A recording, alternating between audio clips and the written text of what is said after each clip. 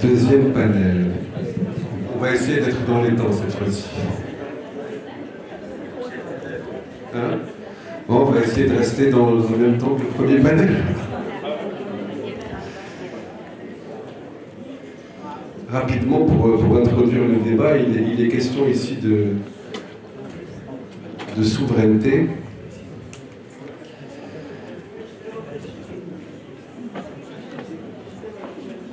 Et on va l'aborder à plein niveau.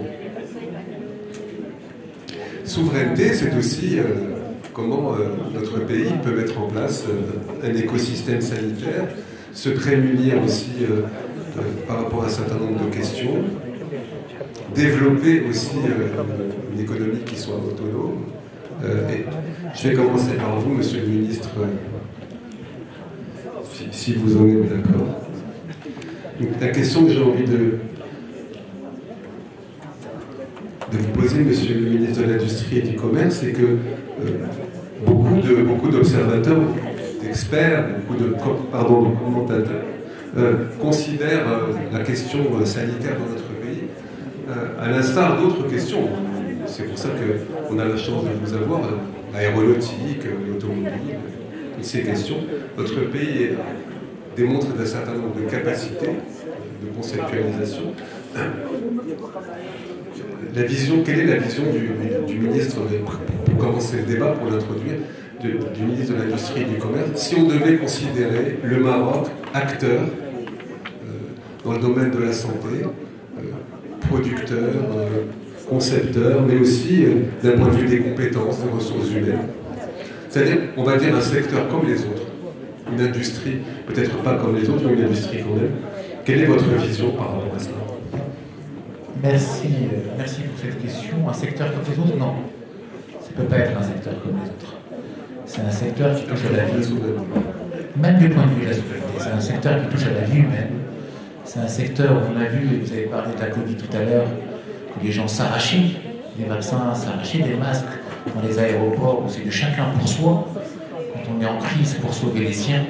C'est un secteur où on a vu, monsieur le directeur général de la CNSS expliquer quand on a un médicament à 1 million de dirhams où il y a 10-15% de chance de survie, ben quand c'est pour nous, on va essayer de se battre pour notre famille pour l'avoir. Et quand c'est pour les autres, c'est un peu plus compliqué. Donc c'est un secteur qui est un secteur extrêmement sensible et extrêmement important. Et donc le Maroc, sur sa stratégie industrielle sur ce secteur, a été extrêmement protectionniste. Pour la partie médicaments, il était très très protectionniste. Ce qui fait que, par exemple, pour enregistrer un médicament, par exemple dans notre pays, il faut avoir un établissement pharmaceutique industriel.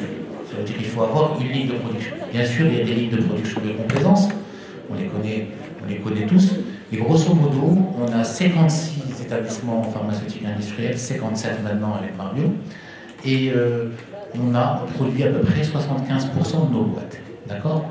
Et c'est 50% du chiffre d'affaires du médicament. Mais quand je vais voir les comptes de Silvobri, 80% des médicaments remboursés sont des médicaments importés. Et c'est là où on se retrouve dans une dichotomie complètement aberrante. Et c'est là où on doit travailler sur la souveraineté. Et c'est là où on a commencé à travailler sur la souveraineté. C'est là où on a commencé à travailler sur les anticancéreux. C'est là où on a recommencé à travailler sur les dispositifs médicaux qui peuvent travailler sur le rein, etc. C'est là où on a commencé à travailler sur les génériques, c'est là où on a commencé à travailler sur les vaccins, etc. Et donc, on est en train d'élargir notre portefeuille de soins et de capacité à produire du médicament dans toutes ses formes, chimiques, biosimilaires, du dispositif médical sous toutes ses formes, en allant du test au lit, à la seringue, à la poche, etc., pour pouvoir répondre à nos besoins. Alors, est-ce que c'est soutenable ou pas? Et c'est là où la question revient, une industrie comme les autres. C'est dans ce sens-là que c'est là où ça revient, on est une industrie comme les autres. Alors sur un marché marocain, même avec la promesse du développement, de la multiplication des dépenses de santé et la couverture médicale généralisée, ça n'est pas soutenable. On est un pays à revenus moyens inférieurs, d'accord, avec une promesse de passer très vite à d'autres étapes, qui est grosso modo un pays de 37 millions, 36,8 millions de consommateurs, et qui ne suffit pas à installer une industrie. Et donc cette industrie qui aujourd'hui a 10% de son chiffre d'affaires qui est exporté, doit passer très rapidement à plus de 50, plus de 60, plus de 70% de son chiffre d'affaires qui est exporté pour être soutenable et compétitif. Merci Monsieur le Ministre, on y reviendra. Je vais m'adresser à Abdelmoum Mehli, pharmacien biologiste, directeur de recherche et innovation des laboratoires pharmaceutiques Pharma 5. Les laboratoires pharmaceutiques, on en a parlé tout à l'heure, on a parlé évidemment du prix des médicaments, des molécules, du développement. La souveraineté, ça suppose de pouvoir aussi maîtriser sa propre science, sa propre recherche fondamentale, ses moyens. Les moyens humains, on va en parler, les compétences, ils existent. Et de ce point de vue-là, on sait que l'industrie pharmaceutique est extrêmement capitalistique aussi. On sait qu'un certain... Je pense les essais cliniques, par exemple, c'est quelque chose qui n'est pas très développé. Quelle est votre vision en guise d'introduction? Où se situe pour vous le Maroc sur la carte précisément de la souveraineté en termes de maîtrise pharmacologique? Alors, comme cela a été dit tout à l'heure, la pandémie de Covid-19 a été un véritable crash test pour l'ensemble des systèmes de santé à travers le monde. Et de la vie générale, le système marocain a montré une bonne résilience. Et grâce au leadership de Sa Majesté le roi, que Dieu l'assiste. Et dans ce contexte-là, l'industrie pharmaceutique nationale a rempli, à mon sens, une bonne partie de sa mission, puisque durant la pandémie de Covid, on a pu assurer la continuité de l'approvisionnement des médicaments, du protocole de prise en charge de la Covid, mais aussi de tous les médicaments pour les autres pathologies, notamment chroniques, et éviter les pertes de chance pour les patients. À côté de cela, et pour reprendre l'adage où la contrainte peut susciter des opportunités, on a demandé au laboratoire dans lequel je travaille, mais les autres laboratoires de la place ont fait de même, on nous a demandé de développer d'autres choses qu'on ne savait pas faire. Et par exemple, nous, on a fait des kits de prélèvement pour les tests sur le Covid. Donc, je veux dire par là que l'industrie pharmaceutique nationale a constitué un atout pour le Maroc. C'est vrai, Monsieur le Ministre nous taquine toujours en nous disant que cette souveraineté qu'on assure n'est que partielle, puisqu'on ne fabrique pas les matières premières actives, et c'est la réalité. Mais il est plus facile de se stocker en matières premières actives et en articles de conditionnement et pouvoir approvisionner le marché de façon plus ou moins régulière. Pour passer cette étape justement d'une meilleure intégration pour l'industrie pharmaceutique marocaine, à l'instar de ce qui a été réalisé pour l'automobile ou l'aviation, d'autres secteurs, il y a des étapes à faire. Et je citerai un exemple. On continue au Maroc à importer du sucre pour fabriquer un certain nombre de médicaments. Pourquoi? Parce que le sucre produit au Maroc, soit il est trop riche en sulfite, soit la cristallisation n'est pas la bonne, etc. Donc avant de pouvoir aller sur les matières premières actives qui présentent un certain nombre de complexités, parce qu'un dossier est lié à sa matière première active, vous ne pouvez pas changer de sourcing, ça vous impose un certain nombre de contraintes. Par contre, pour les excipients, tout ce qui entoure la matière première active, là, on a une opportunité marocaine pour avancer dans cela et peut-être arriver au taux d'intégration plus intéressant que ce qui est réalisé actuellement. Pendant la période de Covid, non seulement nous avons pu assurer la disponibilité du médicament pour les malades marocains, mais on a continué à exporter du médicament, notamment en Afrique, alors que dans des pays du Nord, en France, pour ne pas citer la France, on parlait de pénurie de paracétamol, de pénurie d'amoxicilline, chose qui ne s'est pas vue au Maroc. Et on a exporté, mon laboratoire, comme d'autres, a continué à exporter en Afrique ce genre de molécules. Donc, certes, la souveraineté en matière de production de médicaments n'est pas optimale, il reste beaucoup de chemin à faire, mais quand même, il y a un acquis qui est très intéressant. Si Karim Zahel, président Gigalab, à l'instant, on vient d'entendre qu'elle n'est pas optimale, notre capacité aussi de conception sur notamment les actifs. C'est vous qui allez être obligé de répondre à la question difficile de ce point de vue-là. Et quel est votre point de vue par rapport à ça? Qu'est-ce qu'il faut faire? Est-ce que c'est un problème d'investissement? Est-ce que c'est un problème de compétences? Encore une fois, on disait tout à l'heure que ce sont des industries extrêmement capitalistiques. Où est-ce qu'on va chercher les financements, justement, pour pouvoir maîtriser aussi ce pan de notre architecture sanitaire? Comment on fait? Quels sont les moyens dont on dispose et quelles sont nos limites pour le moment? Alors, tout d'abord, je suis très honoré de présenter devant Monsieur le Secrétaire Général et Mesdames et Messieurs les ministres et toute honorable assistance. Bien sûr, aujourd'hui, le secteur des dispositifs médicaux, c'est un secteur qui est très important. On ne cesse pas de parler des médicaments, mais on ne parle pas des dispositifs médicaux. Dernièrement, sur les chaînes télévisées, tout le monde parle des médicaments, des prix, etc. Même l'agence, il a fait des réunions avec les gens pharmaceutiques, il a oublié les gens de produits de santé. Ça veut dire qu'aujourd'hui, probablement, ce n'est pas une importance, une priorité des dispositifs médicaux. Or qu'aujourd'hui, il y a plus de 80 000 articles de dispositifs médicaux. Est-ce qu'un médecin peut faire une chirurgie sans un dispositif médical, sans bistouri, sans scanner, sans analyse, sans test, etc. Impossible. Donc je crois que c'est le moment aujourd'hui de donner aussi l'importance aux dispositifs médicaux. Alors concernant bien sûr l'industrie des dispositifs médicaux, alors l'État marocain aujourd'hui, il est dans un état catastrophique. Vous savez, il y a peu de sociétés qui fabriquent, et même dans les états primaires de fabrication. Exemple, par exemple, il y a surtout ce qu'on appelle le TUC stérile, c'est des pavettes. Il y a ce qu'on appelle tout ce qui est, par exemple, les tiges de prélèvement, ils ont été fabriqués par pharmaciens. Il y a les tests, etc. Donc, mais ça, c'est pas suffisant parce que le taux d'intégration est toujours faible. Donc, si on va poser la question pourquoi, bien sûr, cette situation actuelle, c'est un résultat d'un passé. Mais quel est le facteur bloquant qui laisse le Maroc aujourd'hui très faible en matière de dispositifs, or que des pays à côté comme la Tunisie et l'Égypte sont très forts en matière de fabrication de dispositifs médicaux? Moi, vous avez parlé de l'investissement. Je ne crois pas que l'investissement existe chez les banques. Il faut juste préparer un projet viable et réalisable. Deuxième chose, les compétences sont là. Les Marocains, ils ont pu fabriquer des vaccins et des médicaments. Pourquoi pas les dispositifs médicaux? Je crois que le problème est plutôt administratif.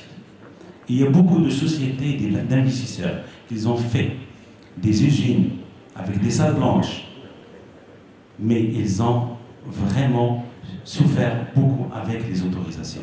Ils ont cédé, ils ont laissé, ils transformaient ces usines en pizza et en produits agroalimentaires. Mais c'est la réalité, ça. Parce qu'aujourd'hui, si on veut faire des diagnostic, il faut poser le bon diagnostic pour qu'on démarre correctement et arriver à une solution. Aujourd'hui, quel est notre objectif? C'est la refonte du système. Sa Majesté Mainstor, il a parlé de refonte du système. Il n'a pas parlé de l'amélioration du système. La refonte du système, si on ne met pas aujourd'hui le patient au centre de ce système, on ne va pas réussir. Et quel modèle de prise en charge de patient qu'on veut aujourd'hui? Et à partir de ce modèle, on va chercher quelles ressources humaines qu'on veut, quelle structure de soins qu'on veut, quelle couverture sociale qu'on veut, quelle industrie, quels sont les dispositifs médicaux qu'on veut investir pour l'industrie. Et troisième chose, bien sûr, quelle formation et quel investissement qu'on veut. C'est pourquoi aujourd'hui, il faut qu'on fasse un benchmark national pour savoir le problème réellement. Je crois que, par exemple, il y a beaucoup de sociétés aujourd'hui, on attend des autorisations. S'ils auront des autorisations, ils vont faire travailler beaucoup de gens.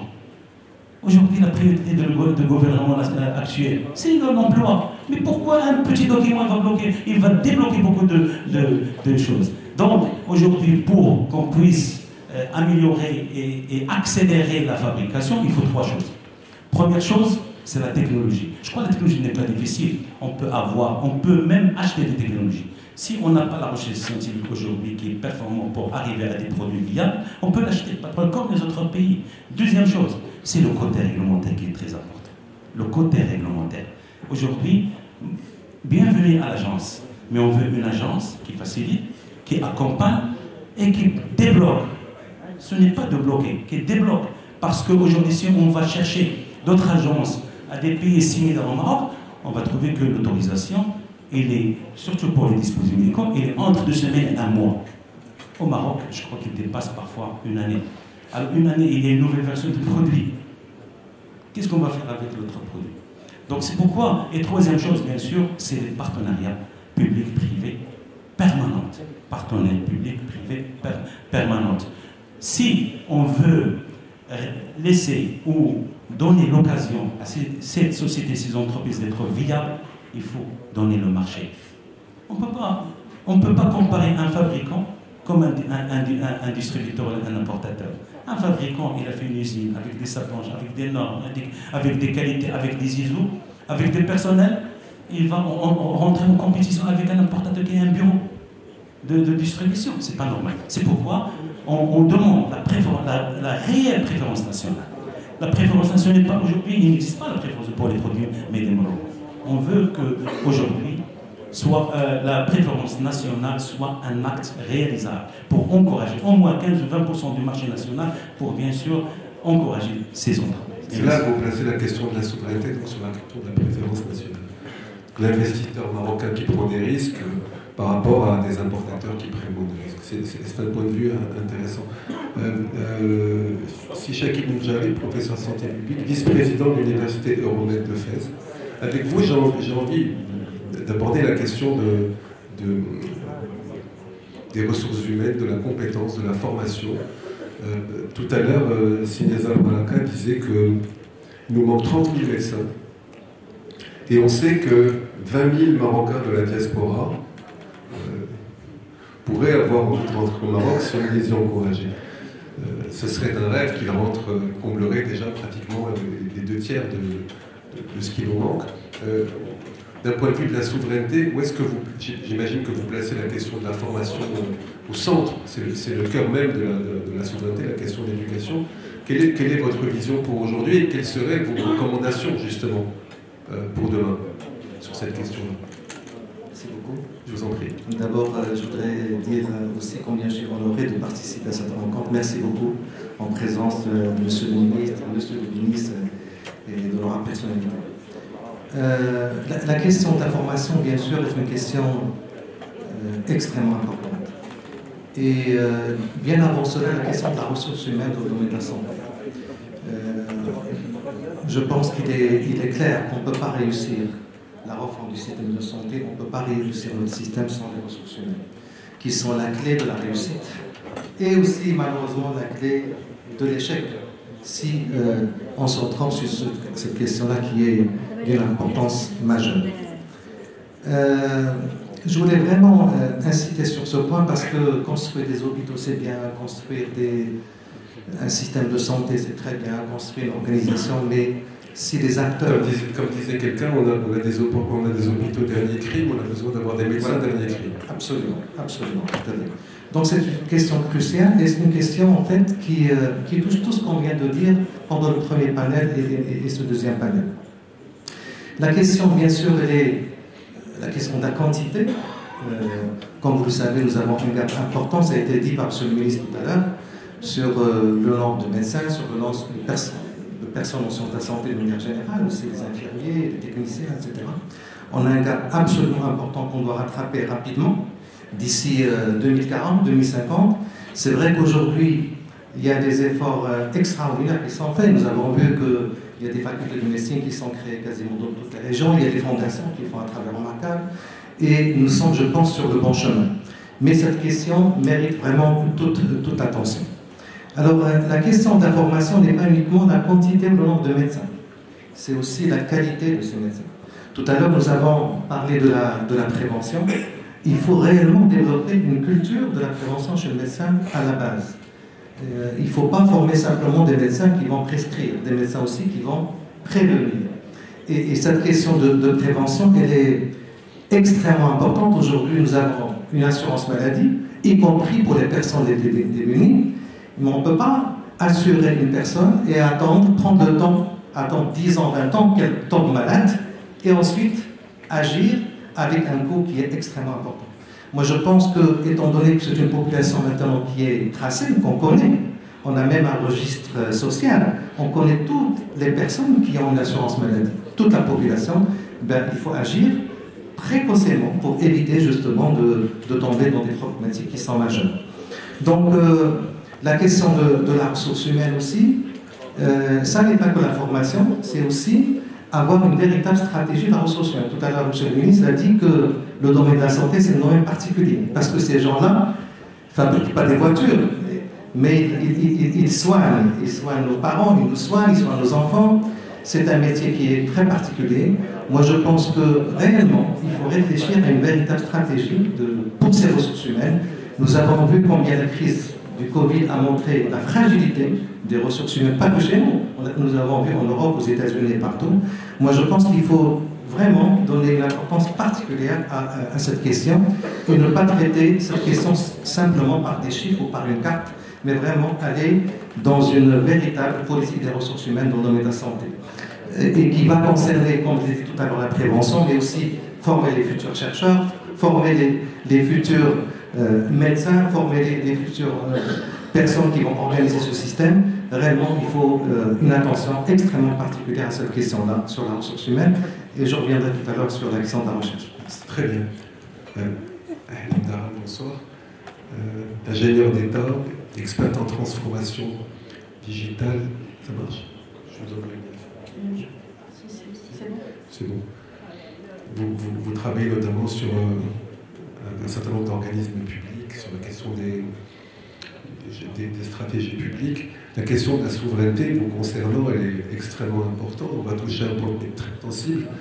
C'est justement, si on digitalise, j'allais dire de plus en plus, la question qui va se poser, c'est la question de la sauvegarde des données, de la souveraineté de la data. Et de ce point de vue-là, quelle est votre vision et quelles seraient vos recommandations? Il est vrai que dans le monde d'aujourd'hui, la souveraineté digitale, c'est une expression qui peut même quelquefois donner à plaisanter. On sait par exemple que les États-Unis, qui sont les propriétaires des GAFA, n'ont pas forcément la main sur leur cloud souverain. Les Chinois possèdent un certain nombre de données américaines. Donc aujourd'hui, nous, par rapport à nos données médicales, qu'est-ce qu'on peut attendre justement d'une transformation digitale qui nous permettrait de rester à minima souverain? Tout d'abord, merci. Je suis ravie d'être ici parmi vous. Alors, la transformation digitale, aujourd'hui, on a une loi dans le secteur de la santé qui régit un peu, qui donne un cadre. Et donc, la transformation digitale est un levier qui est stratégique dans cette loi, qui met l'accent sur deux points. Le premier point, c'est vraiment cette prise de conscience qu'avec le digital, aujourd'hui, on peut améliorer l'accès aux soins. Et puis le deuxième axe, c'est vraiment la donnée. Aujourd'hui, la donnée de santé est une donnée qui est non seulement à caractère personnel, mais c'est une donnée qui est très sensible et qui est vraiment au cœur de cette transformation digitale. Et donc, quand on parle de la souveraineté, c'est cette gestion de la donnée, parce qu'en fait, on parle du parcours du patient. Et donc, pour qu'on puisse parler de ce parcours-là, il faut déjà qu'on ait, depuis tout à l'heure, dans les différents échanges, on parlait beaucoup de référentiel, en fait. Il faut qu'on ait un référentiel de médicaments, un référentiel d'actes, et que ces référentiels de données aient des propriétés, ce qu'on appelle les One Single Source of Truth, c'est-à-dire que j'ai un seul organisme qui va porter ce référentiel, mais par contre qui va le partager avec l'intégralité des acteurs qui vont à un certain moment intervenir dans le parcours de ce patient. Et que ça soit pour le coup en temps réel, c'est-à-dire qu'en fait qu'il faut qu'on puisse tous accéder à ces données, tous les acteurs, à un certain moment au niveau de ce parcours-là du patient. Et donc pour qu'on puisse faire ça, il faut, à mon avis, arrêter de travailler en silo et de travailler ensemble pour créer cette interopérabilité de données et arriver à ce service qu'on veut finalement rendre aux citoyens. Et pour cela, il y a cette notion de gouvernance numérique, c'est-à-dire qu'il faut qu'on se mette tous autour de la table, tous les acteurs qui vont intervenir dans ce parcours-là et revoir ce processus. Et en fait, on parle beaucoup de digitalisation, mais en vrai, il y a une grande différence entre la digitalisation et la transformation digitale. Et tous les pays aujourd'hui qui ont compris cette distinction ont réussi à rendre le bon service aux citoyens et aux patients particulièrement. Excusez-moi, quelle est la différence? Je vais m'attarder, si vous me permettez, de bien faire la distinction, parce que c'est très très important et ça impacte des décisions qu'on est en fait en train de prendre aujourd'hui. Je donne souvent, pour avoir un peu travaillé dans la e-gov, l'exemple de l'obtention du passeport. Donc aujourd'hui, pour avoir un passeport, en fait, on passe par un ensemble d'étapes. Et quand on parle de digitalisation, c'est qu'on va venir intégrer des solutions informatiques tout au long de ce parcours-là.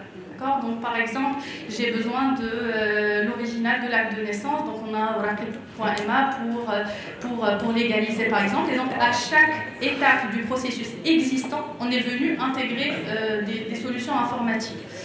Alors que la transformation digitale, on remet déjà en question l'objectif du process. À quoi me sert un passeport? Il me sert, moi, Ahlam à l'aéroport, d'identifier que c'est moi, d'aller accéder à une base de données et voir si je peux ou pas accéder au pays en question. Et donc même l'idée d'avoir un passeport n'a plus de sens en fait quand on le transforme digitalement. Donc on a des pays qui ont compris ça et donc ils ont dit en fait si on veut transformer digitalement ce processus, on a besoin d'une caméra, d'une base de données et des portiques qui s'ouvrent. Ça, c'est une transformation digitale. Et quand on digitalise, en fait, on se perd parce qu'on n'arrive jamais au bout. Et donc, à chaque fois, on arrive avec certaines solutions qui marchent ponctuellement. Et ça va m'amener, donc là, quand on parle surtout du secteur public, c'est qu'en fait, ces outils-là, on va faire appel à plusieurs prestataires qui vont utiliser des architectures différentes, même techniquement. Et donc, l'interopérabilité entre ces différents systèmes devient très compliquée. Donc, on n'arrive pas à aboutir à avoir notre résultat final. Et donc, si je reviens au système de santé, aujourd'hui, je pense que c'est très important qu'il y ait cette gouvernance numérique, qu'on se met tous autour de la table, tous les acteurs qui vont intervenir dans ce processus, et qu'on remette tous en question le processus, et qu'on le transforme digitalement. Et je pense qu'à un certain moment, on va arriver avec un processus de bout en bout qui va être transformé digitalement, avec derrière une donnée, donc un gisement de données qui va être interopérable by design. Donc on n'aura pas besoin de faire des interfaces pour échanger la donnée, mais on aura les one single source of truth, les propriétaires de chaque référentiel, et puis après on pourra échanger plus facilement la donnée et arriver à cet objectif. Après, tout à l'heure, il y a une intervention qui m'a fait un peu réagir sur l'achat des technologies. Aujourd'hui, si on achète des technologies, on n'est pas à l'abri de fuites de données et que nos données qui sont vraiment sensibles, c'est notre mine d'or, c'est la donnée, et surtout la donnée de la santé. Et donc il faut qu'on fasse très attention à bien sécuriser les outils qu'on va développer. Donc la grande tendance aujourd'hui, c'est l'IA. C'est très vendeur, mais l'IA a besoin de données. Aujourd'hui, on n'a pas encore une donnée assez mature pour qu'on puisse l'utiliser de manière souveraine. Alors permettez-moi de vous ajouter. Je sais que vous êtes quand vous parlez d'IA, vous connaissez bien la question, vous en parlez quelquefois avec un peu d'ironie, parce qu'il y a une espèce de mantra, on dit l'IA, tout le monde dit l'IA, mais concrètement, qu'est-ce que ça veut dire l'IA dans le domaine qui nous intéresse, et comment se fait-il qu'il y ait une espèce de mode qui même peut être dangereuse? Alors, en fait, l'IA aujourd'hui, comme je disais, c'est très vendeur. Donc, quand on entend parler de certains outils qui permettent de gagner en temps, en efficacité, etc., on a tendance à aller vers ces solutions-là. Sauf que derrière, c'est des modèles qui ne sont pas entraînés au Maroc, qui sont entraînés ailleurs, avec nos données stockées ailleurs. Et donc, quand on a cette prise de conscience, on se dit que peut-être qu'il faut déjà qu'on commence par tout ce que je viens de dire, par travailler nos processus, déjà de travailler ensemble, et puis après de créer cette interopérabilité, arriver à cette maturité de données. Et je pense qu'à ce moment-là, on peut parler d'IA.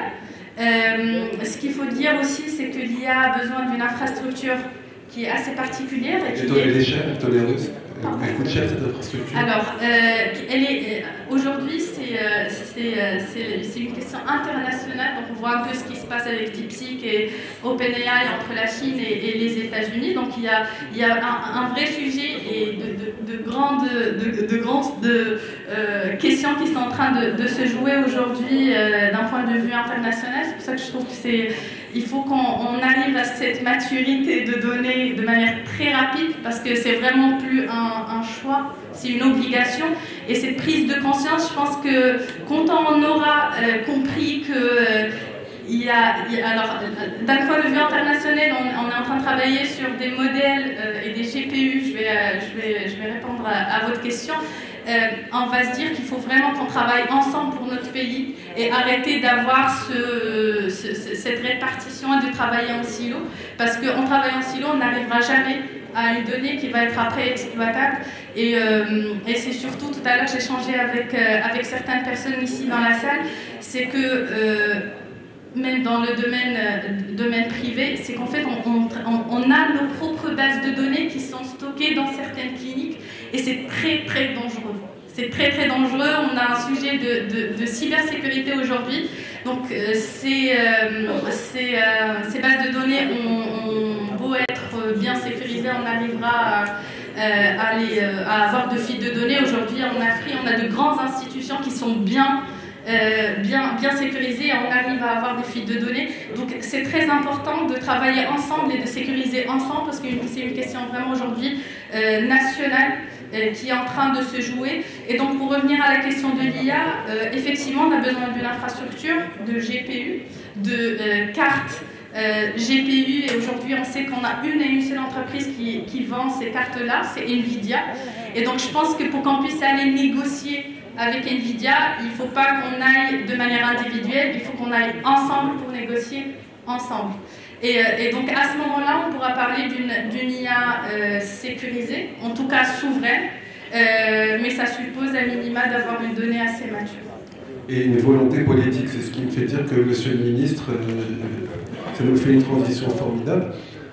Sur cette question de la souveraineté de la donnée, sans vouloir ironiser, il est vrai que, je vais un petit peu mettre les pieds dans le plat, mais ça ne vous concerne pas que vous, ça a été une manière de faire. Dès lors que nous confions un certain nombre de nos projets à des cabinets étrangers, à des entreprises internationales, en général on donne toutes nos données, que ce soit pour le tourisme, l'agriculture et d'autres pans.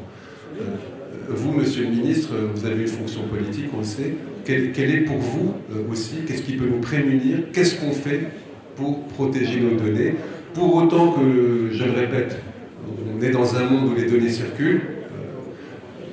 La vision politique là-dessus. La vision politique, d'abord, je voudrais vous rassurer tout de suite, on a un système de protection de données assez mature, on a une organisation de cybersécurité et une direction générale des systèmes d'information, de la sécurité des systèmes d'information qui est gérée par les militaires, qui est exceptionnellement bien outillée, qui suit nos attaques, qui suit bien les choses. On a un aspect réglementaire sur nos données sensibles, nos données non sensibles, qui est assez bien structuré, avec une très forte surveillance de ce qu'on fait de nos données.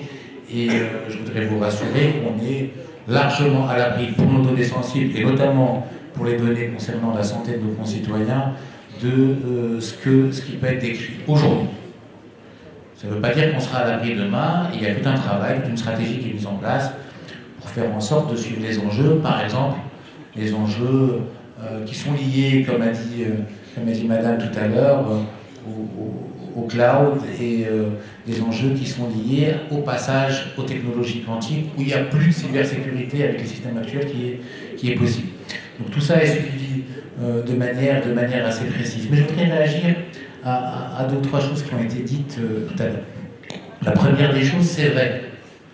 Si on n'a pas eu le développement qu'on attendait d'avoir dans l'industrie pharmaceutique et dans l'industrie des dispositifs médicaux, la partie régulation y est pour beaucoup. Mais il ne faut pas jeter le bébé avec l'eau du bain. Encore une fois, c'est sensible. C'est sensible, et c'est plus facile pour quelqu'un qui est derrière un bureau, qui est responsable de la santé des Marocains, quand on lui amène un produit, de dire non. Vous réagissez à la remarque de Césaire. De dire un produit, de dire non, dans le doute, ça va toucher quand même la santé de mes concitoyens, et de dire je vais prendre mon temps pour regarder ce qui se passe, et ce que tu m'amènes, je ne lui fais pas forcément confiance, et puis il y a trop de choses, et je n'ai pas les moyens de traiter, donc je dois traiter dans les détails pour faire ceci, parce que ça concerne, c'est une industrie particulière. Et donc ça ne veut pas dire qu'on est resté les bras croisés.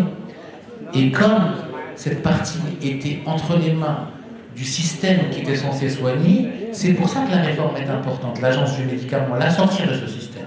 Ce qu'expliquait Cyril tout à l'heure. Mettre tous les acteurs autour de la table, mettre le ministère de l'Industrie qui doit donner son avis au niveau du board de l'agence du médicament, mettre les opérateurs, etc. C'est important pour pouvoir regarder les problèmes en face. Et pas seulement les problèmes qui concernent la personne à soigner, la disponibilité du médicament et la qualité, etc.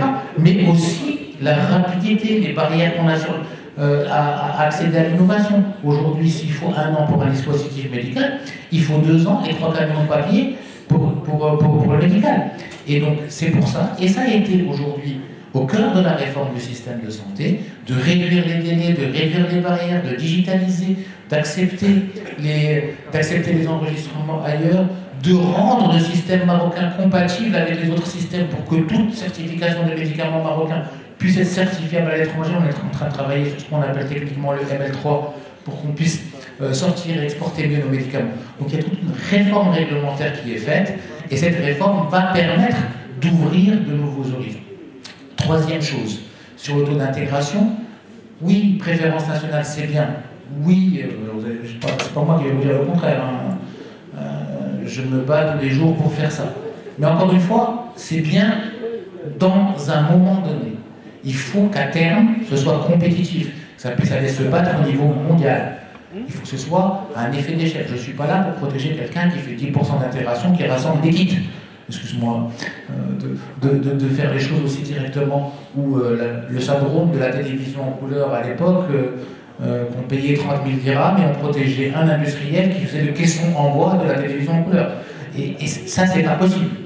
Donc aujourd'hui, ce qu'on doit faire, et ce qu'on doit faire de manière urgente, c'est fluidifier la régulation pour que ça aille plus vite, pour qu'on enregistre beaucoup plus rapidement.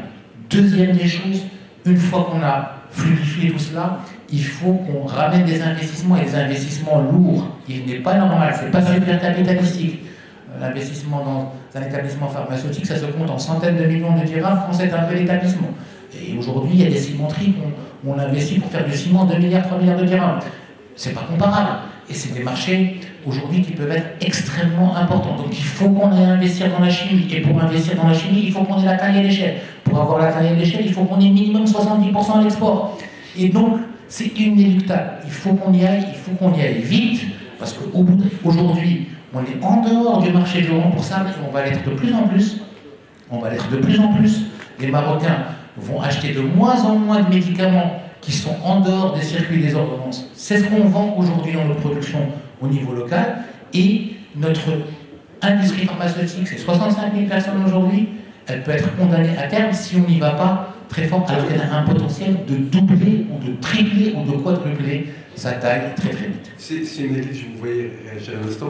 L'exemple évidemment de la cimenterie, mais effectivement, vous disiez 2 milliards et plus, on est capable de les mettre. Mais ça pose une question aussi qui me semble évidente, c'est que l'industrie pharmaceutique en termes de compétences, de recherche appliquée et d'autres industries qui sont tout aussi importantes, c'est pas du tout les mêmes investissements en termes de ressources humaines aussi, de ce point de vue-là.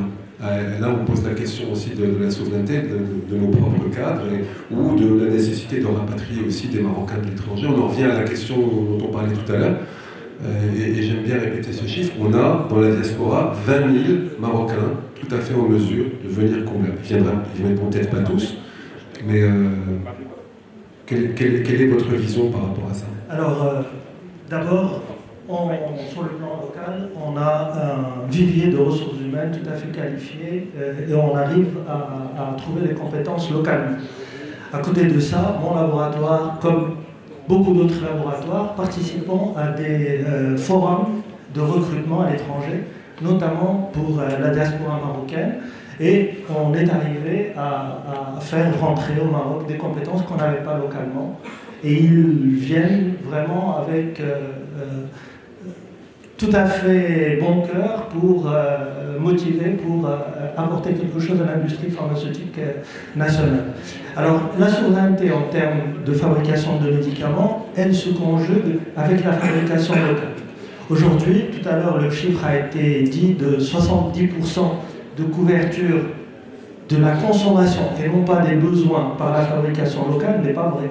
La dernière étude qui a été faite par la Fédération marocaine de l'industrie pharmaceutique, en valeur, la fabrication locale est de 52%, contre 48% d'importation.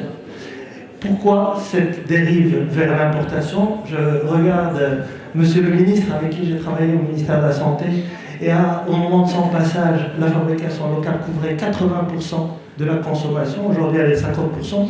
Pourquoi cette dérive? D'abord parce que le circuit d'enregistrement des médicaments importés est plus favorable et plus rapide que l'enregistrement d'un dossier fabriqué localement. Deuxièmement, on a fait une réforme des prix des médicaments en 2013-2014, et cette réforme de médicaments, qui était censée apporter de l'équité dans la fixation des prix des médicaments, a donné une prime à l'importation. Un même produit fabriqué localement versus le même produit importé, le produit importé bénéficie de 10% de plus en termes de prix. Tout à l'heure, Cyril Boubrek a cité l'exemple de l'érythropoïétine. On en a 4 au Maroc. Celle qui est vendue est celle qui est la plus chère, le Princeps. Pourquoi? Parce qu'en termes de médicaments, c'est la promotion qui fait vendre. Quand vous avez un médicament qui est plus coûteux, il dégage plus de marge et donc il peut mettre un peu plus d'investissement au niveau de la promotion et donc continuer à être vendu. Tout à l'heure, je pense que c'est monsieur le secrétaire général a parlé de l'importance du générique et du biosimilaire, qui est vraiment le moyen d'alléger le fardeau pour les caisses de l'assurance maladie. Permettez-moi de vous interrompre, parce que par rapport à ce que disait tout à l'heure Sinéad Zalambaraka, la question de l'équité, est-ce qu'on n'en revient pas finalement à chaque fois à cette question du profit, aussi la vieille question du profit et une approche qui est plus une approche commerçante. Après tout, le générique, c'est bien pour tout le monde, c'est citoyen et ça permettrait justement de donner accès, de démocratiser le médicament. Quel est le problème? Vous disiez, on préfère importer les plus chers parce qu'il y a plus de marge au fond. C'est un raisonnement naturellement commerçant ou il y a derrière tout cela tout un raisonnement qui m'échappe? Alors, l'industrie pharmaceutique, comme toutes les industries, est faite pour être rentable quelque part. Oui, c'est d'accord. Moi, personnellement, je suis pour le générique. Et je travaille dans un laboratoire génériqueur, le premier génériqueur du Maroc. Le médicament générique ne peut prendre sa place. Au Maroc, le taux de pénétration du générique, il est autour de 40%. Alors qu'aux États-Unis, il est supérieur à 80%. Bon, les États-Unis est un vrai mauvais exemple, hein, on va pas...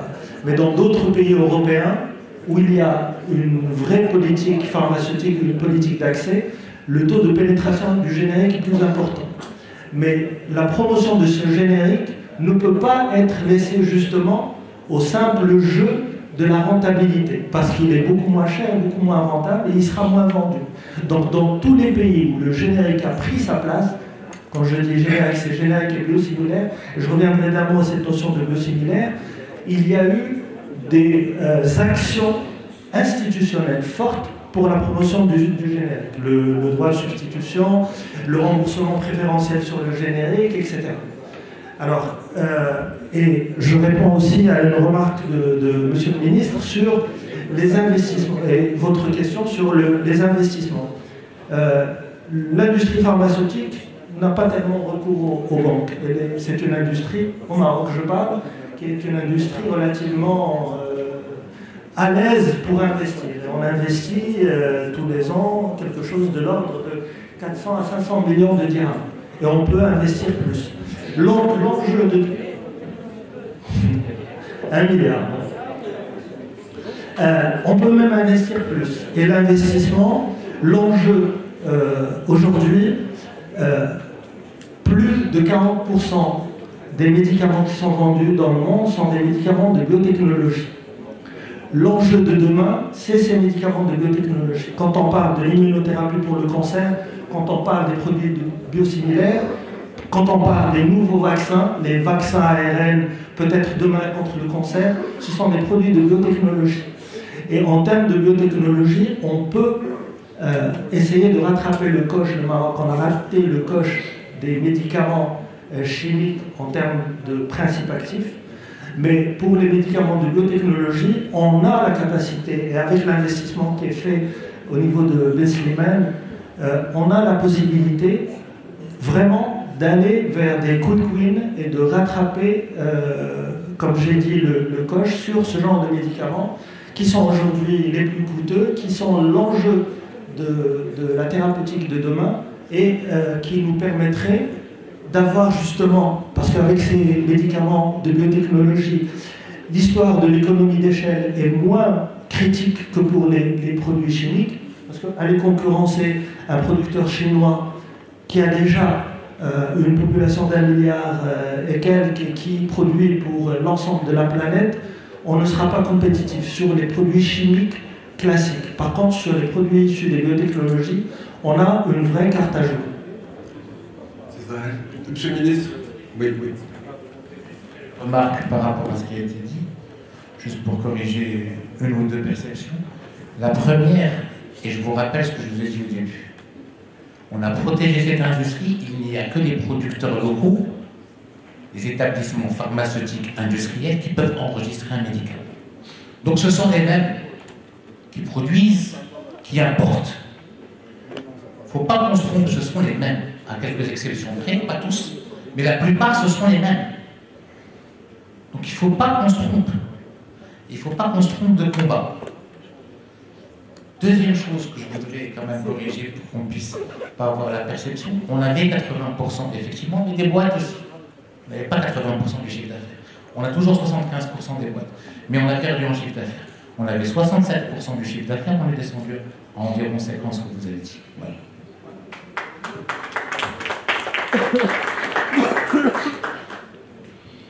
Césaire, tout à l'heure, on ne va pas créer de polémique. Hamda disait qu'il y avait apporter des techniques, c'était une, comment dirais-je, peut-être un raccourci ou une manière de faire qui est intéressante, mais on pourrait faire autrement. Vous disiez tout à l'heure la préférence nationale, on est sur un débat sur la souveraineté, c'est le cœur du débat. Dans votre activité aussi, j'en reviens aussi à la question des compétences, j'en reviens aussi à la question des qualifications et comment est-ce qu'on peut se projeter à 2030? Alors, autant qu'acteur industriel dans le domaine, et plus spécifiquement, c'est les dispositifs médicaux in vitro diagnostic. Moi, je suis un fabricant des tests. Tout le monde se rappelle de test Covid salivaire, qui a créé quand même qui a été comme une solution pour les gens, et vraiment, c'était vraiment une innovation au Maroc et en Afrique. Et on a reçu même des demandes d'exportation vers la France et les pays européens. Et malheureusement, certaines personnes ne sont pas aidées pour faire ça. Pas de problème, on ne va pas revenir. Aujourd'hui, Gigalab a pu développer d'autres tests. Je crois qu'on a trouvé un deal avec l'ancien ministre pour encourager l'industrie des tests au Maroc. Et je le remercie, d'accord? Parce qu'il a montré que Gigalab peut participer à atténuer les crises des épidémies. Et je me rappelle très bien, le 15 août, vous vous rappelez, le 14 août 2024, il y avait une déclaration de la pandémie monkeypox.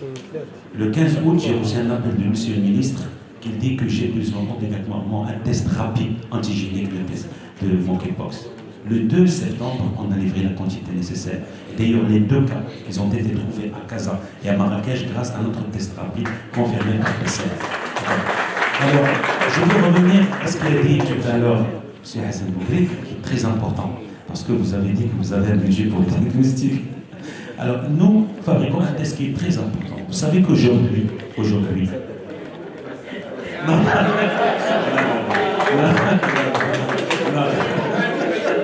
Vous savez qu'aujourd'hui, là, vous êtes en train de parler de la souveraineté de votre entreprise. C'est ça. On parle du Maroc.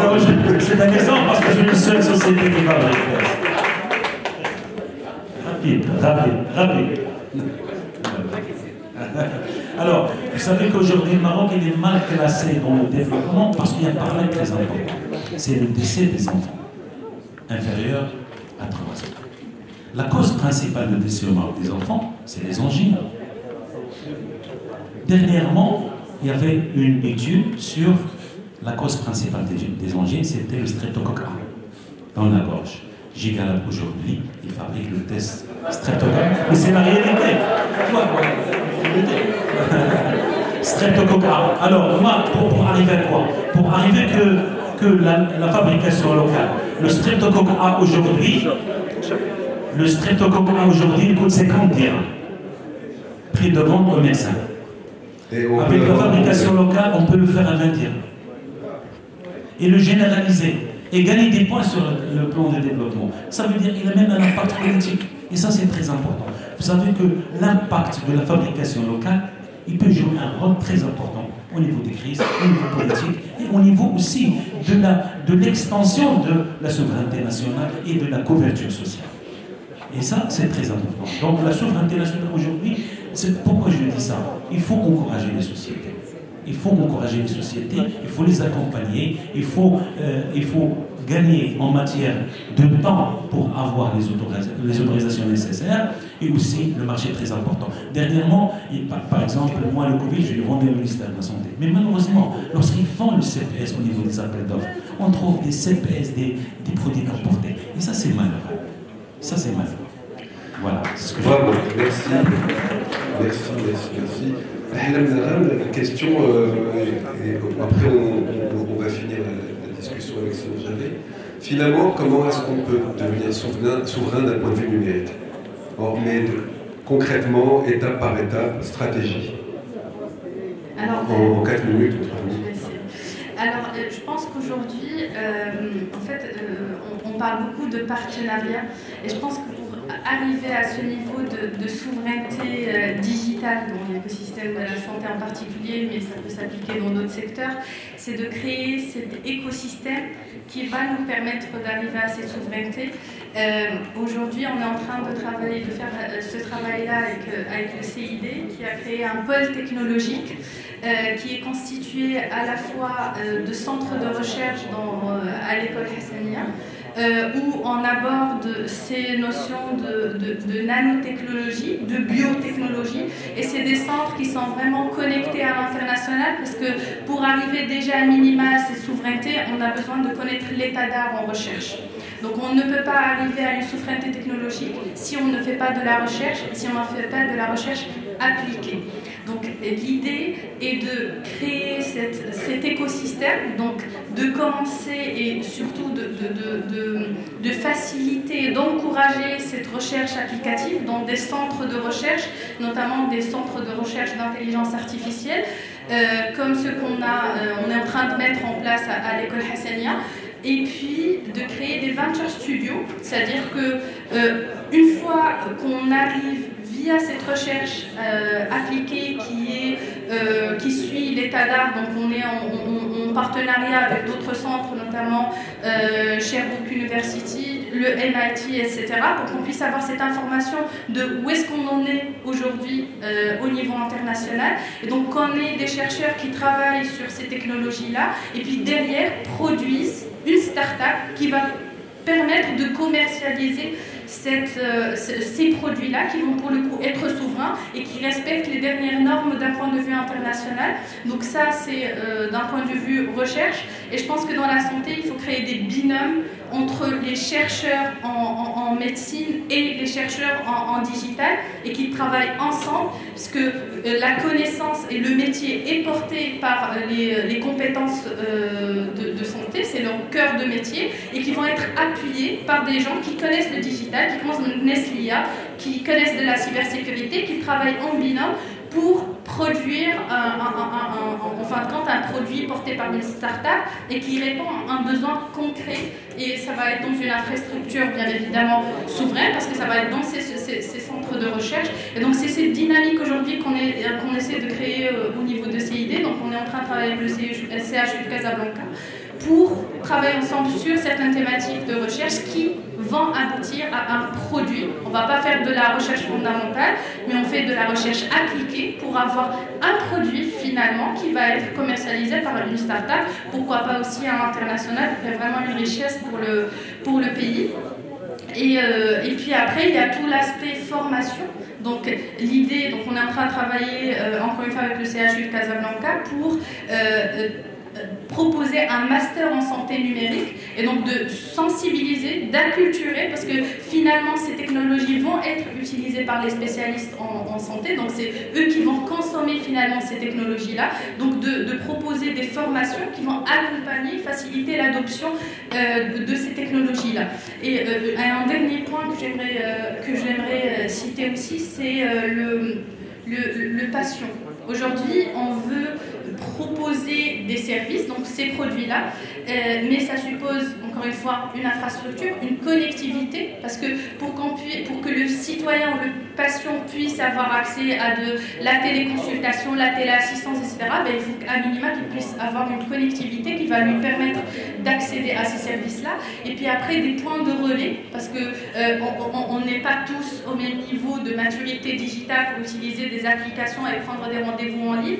Donc l'idée, c'est de redéployer certaines ressources. Et je suis convaincue qu'il y a tout un débat sur ce que l'IA remplace l'humain. Moi, je pense qu'elle va l'accompagner, mais c'est surtout qu'elle va faire surgir de nouveaux métiers. Donc, notamment, on peut penser à des points de relais où on va déployer certaines compétences avec des formations qui peuvent être de très courte durée pour qu'ils puissent accompagner le citoyen dans cette adoption de ces services-là. Et donc on aura une chaîne de bout en bout depuis l'axe recherche jusqu'à la production de ces services souverains, de ces produits-là, qui vont créer aussi une richesse jusqu'aux patients qui va les consommer, et on va l'accompagner à cette acculturation. Voilà. Merci.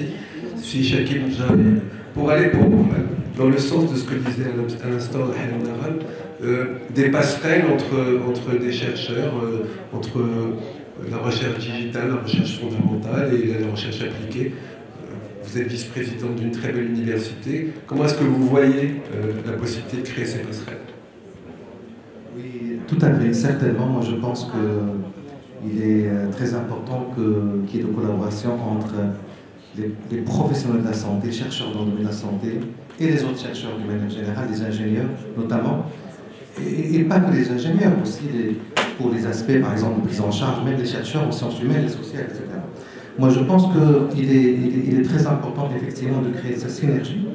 Et vous savez, les grandes découvertes de la médecine, l'IRM, le scanner et les autres découvertes, n'ont été faites que grâce à ces interactions. Parce qu'il y a un médecin qui a travaillé avec un physicien, qui a travaillé avec un ingénieur.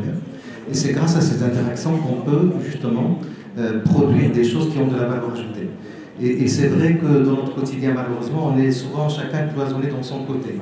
Y compris, par exemple, les sciences de la santé, les médecins de travail, à part les infirmiers, à part les pharmaciens, etc. Moi, je pense qu'il est très, très important de faire en sorte que tout ce monde-là travaille ensemble. C'est vraiment quelque chose de fondamental. Ce que vous vient d'écouter, madame, par exemple, CHU Casablanca, c'est un excellent exemple. Et moi, je pense que dans nos universités, il faut créer des mécanismes pour que les chercheurs travaillent ensemble au sein des universités, mais aussi sur le plan national. Ça, c'est quelque chose, effectivement, de très important. Je voulais aussi aborder un point sur les priorités de la recherche. Moi, je pense que ça a été dit tout à l'heure par M. le ministre. C'est vrai que, par exemple, pour du point zéro jusqu'à la commercialisation d'un médicament, c'est un processus qui est très long, qui est extrêmement coûteux et qui demande beaucoup de moyens. Mais il n'empêche que, dans cette chaîne de valeur, moi, je pense qu'il faut prioriser et dire, voilà, au Maroc, on va développer, on va être très fort dans cette étape, la phase préclinique, la phase 1, je ne sais pas, il faut prioriser la recherche. Tout à l'heure, dans les interventions, nous avons parlé de l'économie de la santé. Il y a M. le directeur général de la CNSS, M. le ministre. Moi, je pense qu'il est très important de développer de la recherche appliquée dans le domaine de l'économie de la santé, simplement. Aujourd'hui, par exemple, j'ai un cancer du sein, j'ai un médicament qui permet d'allonger la survie de 6 mois qui coûte tant, est-ce que ça vaut la peine ou pas d'acheter ou de rembourser ce médicament? Moi, je pense qu'il y a toute une recherche à développer, d'ailleurs, grâce aux data, notamment de la CNSS et d'autres, les hôpitaux, etc., et faire des recherches en fait, en économie de la santé, qui sont des recherches très, très importantes pour la durabilité. Et moi, je pense que la Haute Autorité de Santé aujourd'hui qui existe doit, bien sûr, certainement, va se pencher sur ce sujet. Aujourd'hui, même pour le choix pour rembourser un médicament ou pas, souvent on fait des littératures de recherche étrangère. Et donc il est très important de développer ça aussi comme, si je peux appeler ça de la recherche, en tout cas c'est de la recherche extrêmement appliquée, très important pour nous. Et puis aussi je dirais qu'au Maroc il ne faut pas considérer la recherche comme juste un luxe. Moi je pense que les pays les plus forts, et aujourd'hui on voit les enjeux au niveau international, ben, ce sont les plus forts en fait qui gagnent toujours. Moi je pense que pour être fort il faut avoir de la recherche. Et on ne peut pas économiser l'argent. Vraiment, il ne faut pas reléguer la recherche à quelque chose de secondaire. Moi, je pense qu'il faut qu'il y ait une prise de conscience importante et de développer absolument notre recherche, qui est aussi un déterminant de notre souveraineté. C'est un déterminant important, de manière générale, et en particulier dans le domaine de la santé. On va finir, j'ai envie de faire quelque chose qui n'est pas très équitable. Monsieur le ministre, est-ce qu'en 2 minutes, vous pouvez nous donner non seulement envie de croire en la possibilité d'une souveraineté, mais 2 ou 3 mots qui pourraient nous être des pistes pour y arriver. Après, on donnera la parole à la salle, évidemment. Alors, 3 choses très importantes. Je voudrais vous rassurer d'abord par rapport à la recherche. C'est pas encore au niveau qu'on souhaite, mais les labos font beaucoup de recherche. Ils font beaucoup de recherche au stade de la formulation, au stade du packaging, au stade de l'adaptation aussi à ce que peuvent supporter les Marocains. Ils font un travail formidable. Ça ne veut pas dire qu'ils ne font pas un travail formidable. Donc, nos labos sont bons. Déjà, c'est la première des choses. Ils sont très bons. Maintenant, on les a un petit peu empêchés de déployer leurs ailes à l'international. Bon, ce n'est pas leur faute seulement, c'est la faute du régulateur d'abord. On est en train de leur libérer leurs ailes. Certains commencent déjà à partir, ce qui est magnifique. Il y en a qui investissent en Arabie Saoudite, il y en a qui investissent au Ghana, il y en a qui investissent et qui créent de vrais labos à l'étranger qui sont en train de s'internationaliser, et ça c'est magnifique. D'autres sont en train de récupérer, transformer les technologies. Les génériqueurs récupèrent la technologie, l'adaptent, la transforment et nous offrent des produits dont ils maîtrisent complètement la chaîne de valeur scientifique. Et à l'époque, ils le faisaient en association avec des boîtes indiennes qui étaient très largement supérieures à nous là-dessus, mais aujourd'hui, on est complètement autonome dans la récupération des technologies. 3e aspect qui est encore plus intéressant, on voit le développement de nouvelles technologies extrêmement intéressantes, y compris de remplacement de principes actifs. Et quand je parlais de principes actifs, je ne parlais pas que de la chimie, je parlais aussi des biosimilaires. Et on commence à rentrer dedans et à maîtriser une partie de cet aspect-là dans pas mal de médicaments. 4e chose pour répondre à mon ami Karim Zahed, les dispositifs médicaux sont en train de prendre de l'ampleur dans notre pays de manière intéressante. On commence même à exporter des cabines de télémédecine dans le monde. Et donc on commence à devenir un acteur extrêmement intéressant. Alors, tout cela, on rentre dans une transformation, on est en train de réformer le cadre réglementaire, on a besoin de faire les économies qu'il faut, parce que les médicaments, c'est quand même 1/3 des frais et des dépenses de santé. Il faut qu'on aille chercher des économies là où on doit les chercher, et on doit aussi les chercher dans la partie médicaments, tout en préservant notre souveraineté et en renforçant notre industrie, qui est déjà à un stade de maturité assez intéressant, qui lui permettra de décoller. Merci infiniment. Merci à nos panélistes. Merci d'avoir écouté, d'être resté. Il y a des questions, là, on va faire circuler le micro.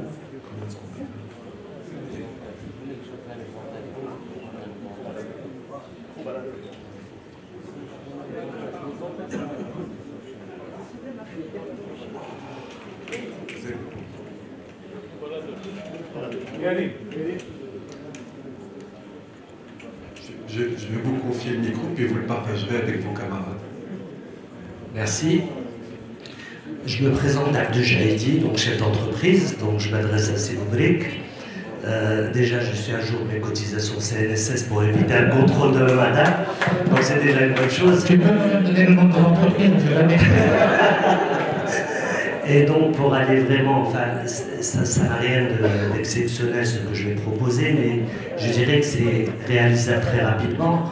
On parle de pérennité du système CNSS, mais parfois on trouve certaines aberrations qui pourraient être, je dirais, réglées très rapidement. Pourquoi, par exemple, quand on a une ordonnance, on ne reçoit pas exactement la dose dans un sachet du pharmacien de ce qu'il nous faut? Ça, c'est un premier point. Et beaucoup de pays le font, et je pense que, comme a dit M. le ministre, c'est quand même 30% des dépenses. Je pense que si on pouvait réaliser peut-être 25-30% sur ces 30%, c'est déjà important. Un autre point qui est complètement aberrant, c'est certains labos, pour ne pas les citer, par exemple, produisent des boîtes de médicaments de 28 comprimés. Et donc, quand on a un traitement pour un mois, il faut en acheter 2. Et parfois, c'est des médicaments qui coûtent 700 dirhams, 800, 1000 dirhams. C'est quand même important. Donc, je pense que le lobbyisme, contrairement à d'autres pays étrangers, le lobbyisme des laboratoires pharmaceutiques est beaucoup moins présent ici au Maroc. Et c'est là où je reviens un petit peu à la souveraineté. Et je pense que la CNSS pourrait quand même imposer certaines règles à des labos en termes de packaging, d'accord? Par exemple, qu'une boîte de 28 comprimés serait totalement interdite ou tout simplement non remboursée par la CNSS.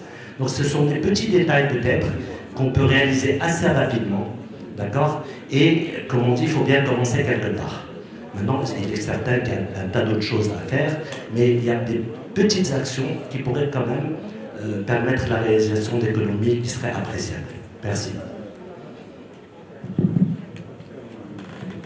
Merci. Alors, je peux prendre la parole, s'il vous plaît?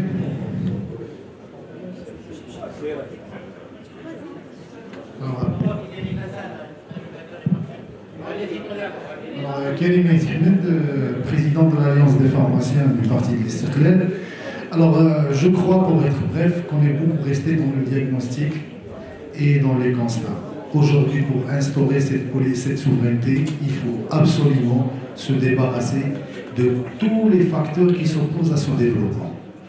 Pour ce qui en est du médicament générique, ça fait plus que 14 ans qu'on en parle. Il y a eu des études stratégiques pour promotionner le médicament générique. Le maximum de pénétration qu'on a pu arriver au Maroc, c'est 38%.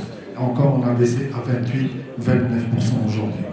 Ça, je parle, si je parle ici, je parle non pas volume, mais je parle en matière financière. Donc la promotion du générique ne pourra avoir lieu que si tout le monde y adhère. Tous les acteurs du secteur. Pourquoi? Parce qu'aujourd'hui, on a une industrie nationale qui ne fait que le générique. Mais en générique quoi? On se retrouve avec des molécules qui sont génériquées 30-36 fois, avec différents prix. Donc la définition de générique, c'est une molécule, pas plus que 6 génériques, et une molécule, un prix. Aller vers l'avant, c'est octroyer le droit de substitution, et tout le monde doit être d'accord. Pour ce qui en est des biosimilaires, et qui peuvent bien sûr économiser pour les caisses, je crois que l'arsenal juridique il est là. Il faut juste les essais cliniques qui se posent au développement des biosimilaires. Il est dans ces dernières étapes, il faut l'accélérer. Les essais cliniques, les CRO, c'est un grand business. La Jordanie en fait plus que 2 milliards de dollars annuellement, on peut en faire plus.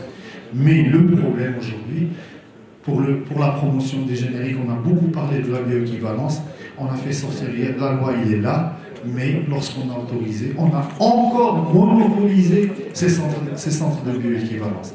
Aujourd'hui, on n'a que 2, un qui a été autorisé après juste la publication de la loi, et un deuxième, et on est resté juste dans le public ou le semi-public. Donc, pour ce qui en est de l'export, aujourd'hui, le chiffre que je retiens, M. le ministre, il peut le corriger bien sûr, c'est 1,6 milliard de dirhams. Pourquoi? Parce qu'on a tellement cerné ce secteur-là, avec des normes qui sont très élevées, que c'est retourné contre nous. Aujourd'hui, Bon, on a cerné à un certain moment pour bloquer l'arrivée des autres. Aujourd'hui, le résultat, c'est quoi? C'est que les Indiens sont ici avec leurs unités, les Égyptiens, les Jordaniens et aussi les Chinois, bon, dans peu de temps. Donc, ces normes d'enregistrement, ma question aujourd'hui, est-ce que vraiment on a besoin ici au Maroc, pour instaurer cette souveraineté, on a besoin d'être aux normes, soi-disant européennes? Non, je crois que non. On a besoin d'une qualité obligatoire dans le médicament et dans les produits de santé. Donc l'export aujourd'hui passe par des plateformes européennes. On n'exporte que dans les pays dont les normes d'enregistrement ne sont pas très élevées. L'Afrique, si on parle d'Afrique, on n'exporte pas. On n'exporte pas dans les pays dont les volumes sont élevés. On n'exporte pas dans l'Afrique. Les volumes élevés, c'est l'Afrique du Sud, le Nigeria, le Soudan, l'Égypte, l'Éthiopie même.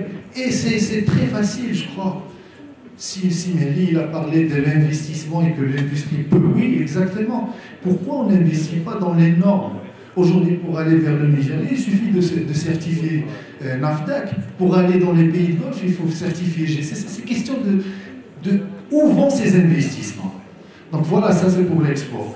Aujourd'hui, il y a 3 axes essentiels qui nécessitent une intervention urgente. Premier axe, le prix du médicament. Oui, il y a des aberrations. Le prix du Maroc, il est réglementé au Maroc. Le prix du médicament, il est... La tranche 1 et la tranche 2, je crois qu'il n'y a pas de problème.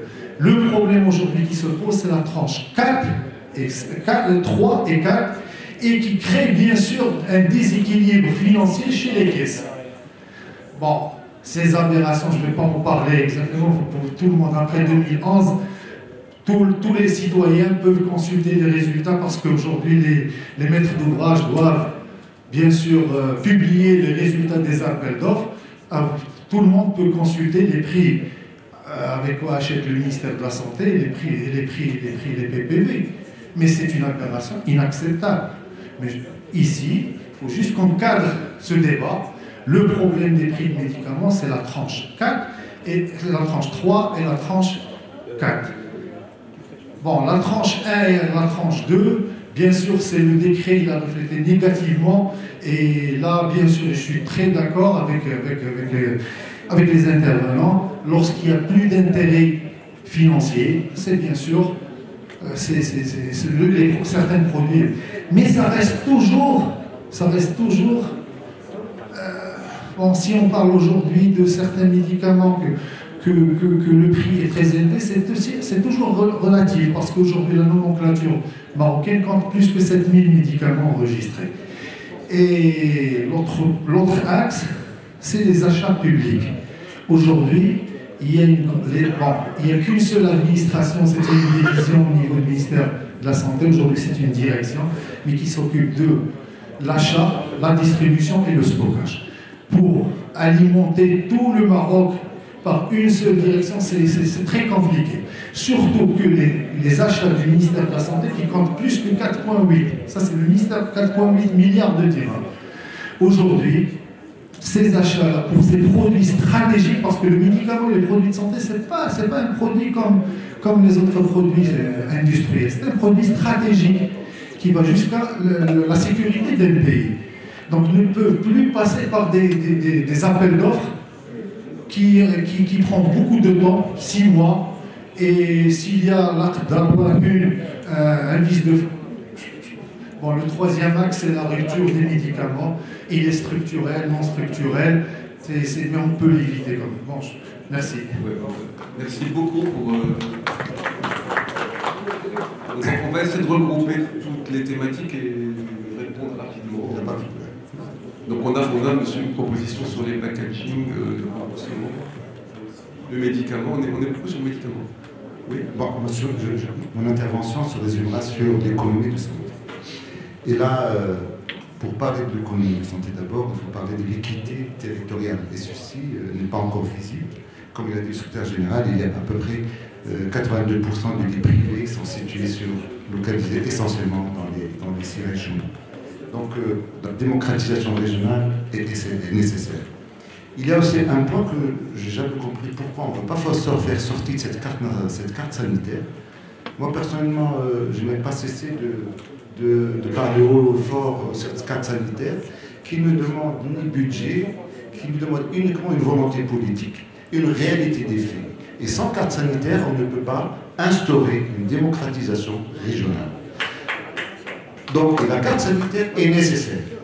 Aujourd'hui, est-ce qu'avec cette généralisation de l'assurance maladie obligatoire, est-ce qu'il y a un impact sur la participation des ménages?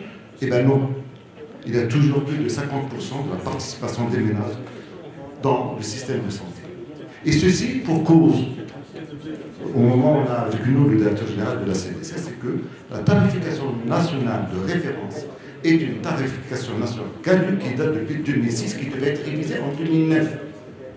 Et ceci ne peut pas s'adapter avec des soins de qualité, avec une tarification de 2006, et on est en 2024. Et on ne peut pas, en 2025, et on ne peut pas imposer aussi au système de santé privé de satisfaire avec les moyens donnés forfaitaires par la CNSS et par la CNOPS. Et il est temps aujourd'hui, il n'y a même pas une visibilité qu'effectivement il y a une volonté de changer la tarification nationale. Il n'y a même pas cet espoir de volonté. Donc 2 points, la carte sanitaire est essentielle et la tarification nationale de référence est essentielle pour nous. Le 3e point, et je terminerai par ce point qui est important, c'est que aujourd'hui, on ne peut pas développer le secteur public qui est essentiel. Parce que le secteur public doit être l'équilibre du secteur privé. Et la concurrence ne peut se faire qu'entre le secteur public et le secteur privé, et non pas une concurrence entre le secteur privé en lui-même.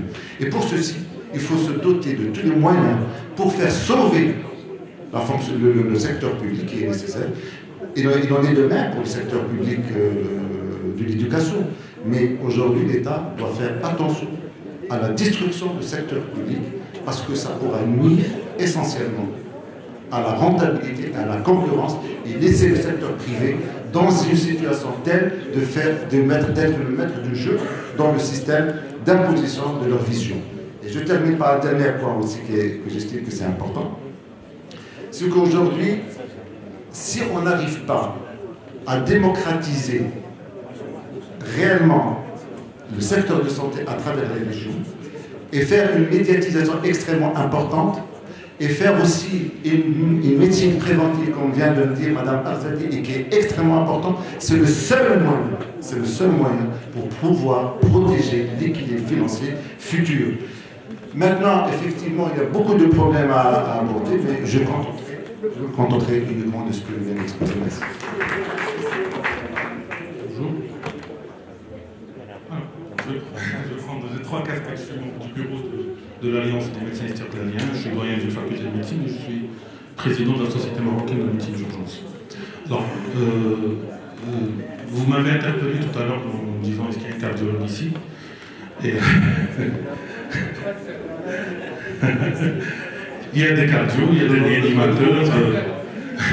Si il y a des réanimateurs comme ça, je vais avoir besoin de vous. Oui, mais si jamais vous faites un arrêt cardiaque, si jamais quelqu'un d'entre nous, on était plus de 600 tout à l'heure, si jamais il y avait un arrêt cardiaque, même s'il y avait toutes les compétences, entre guillemets, parce que même les compétences médicales n'ont pas tous la formation nécessaire pour faire les gestes adéquats, il n'y a pas de défibrillateur.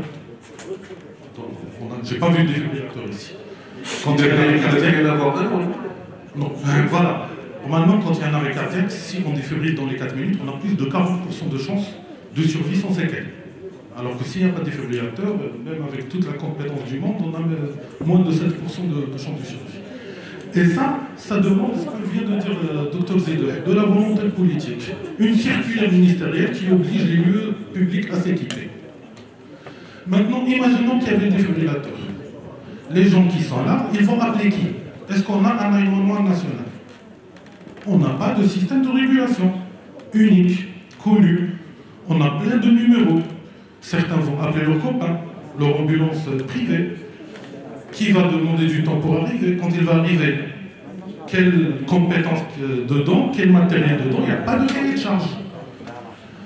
Quand elle va emmener, elle va sortir, il n'y a pas, et on a plein d'élus locaux ici, il n'y a pas dans nos villes marocaines des couloirs ambulance. ils vont être bloqués dans d'interminables embouteillages. Et là, c'est les plans d'aménagement des villes, notamment pour là. Où est-ce qu'ils vont l'emmener? Secteur public, secteur privé. Secteur privé, il n'y a pas de médecin sur place, rarement, dans certaines structures. Et dans le secteur public, notre vitrine du système de santé national, Zhanat, est gérée par des jeunes. Il n'y a pas de seniorisation.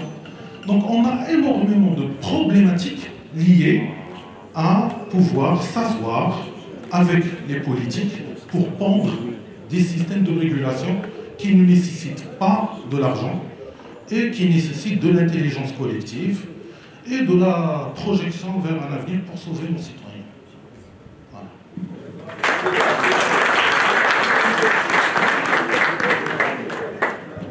Dernière question.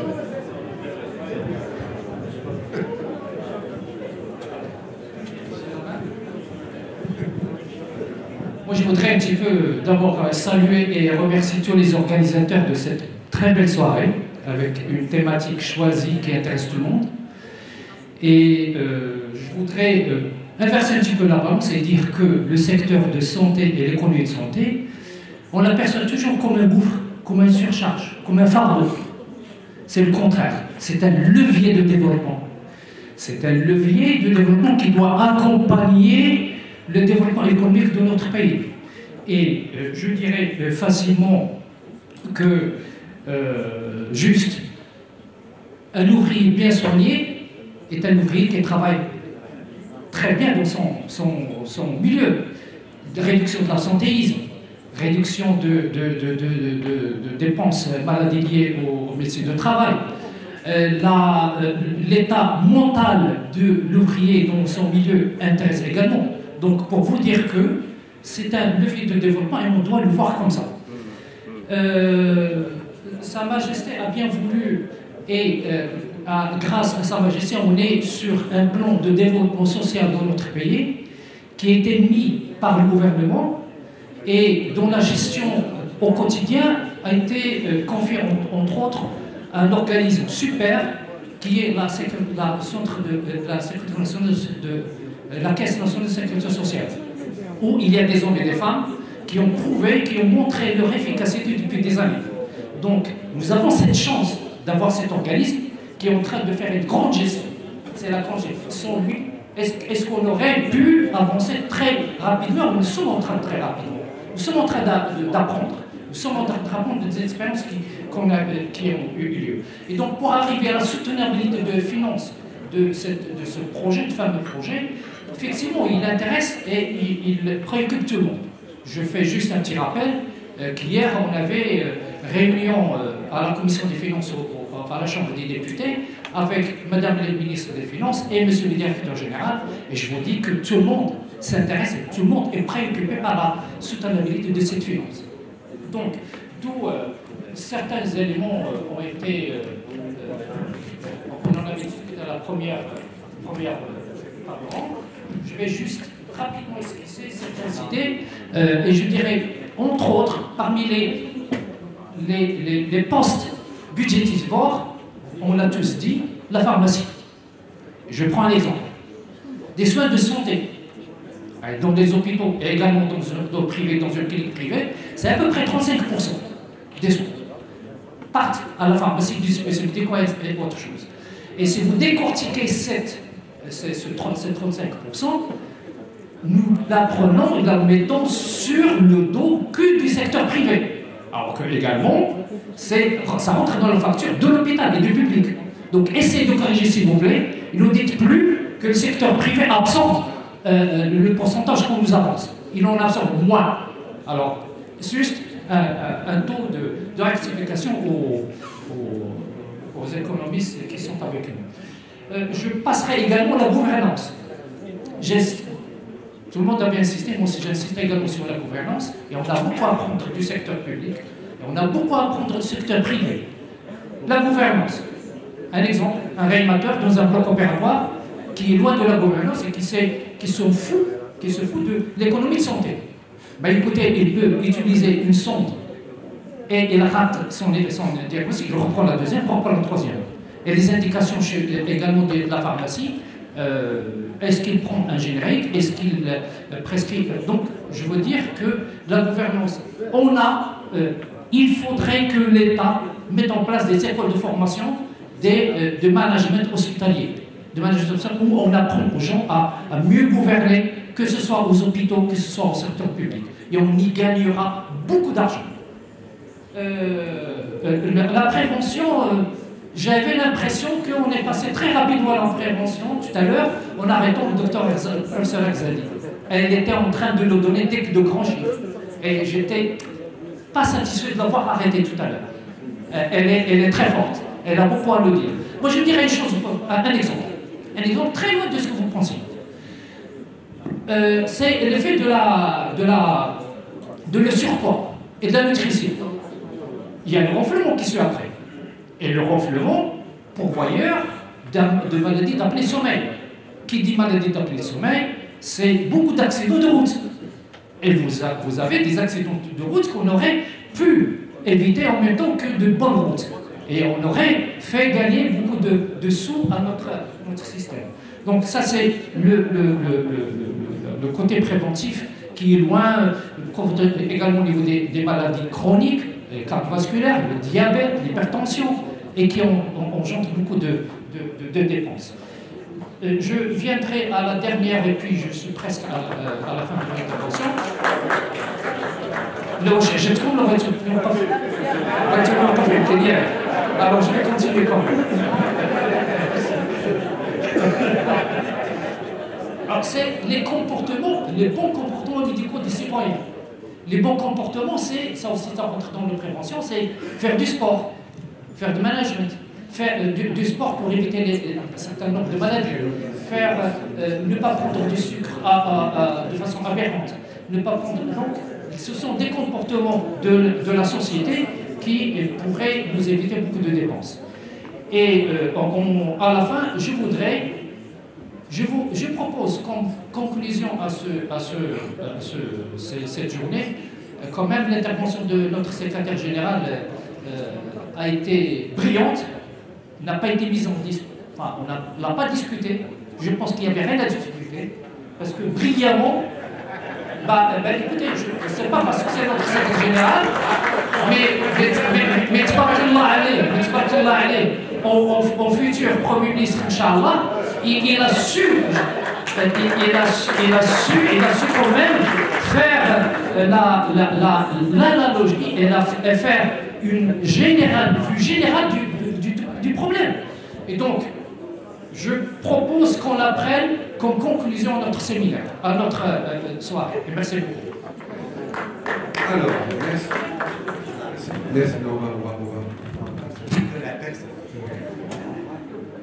Je vais demander à Sid Hello. Oui, pardon. C'est Hassan et à monsieur le ministre de clôturer.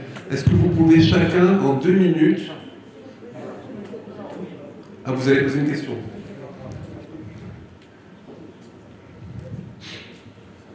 Merci. Écoutez, moi je vais poser des questions rapidement. En fait, j'ai un petit problème.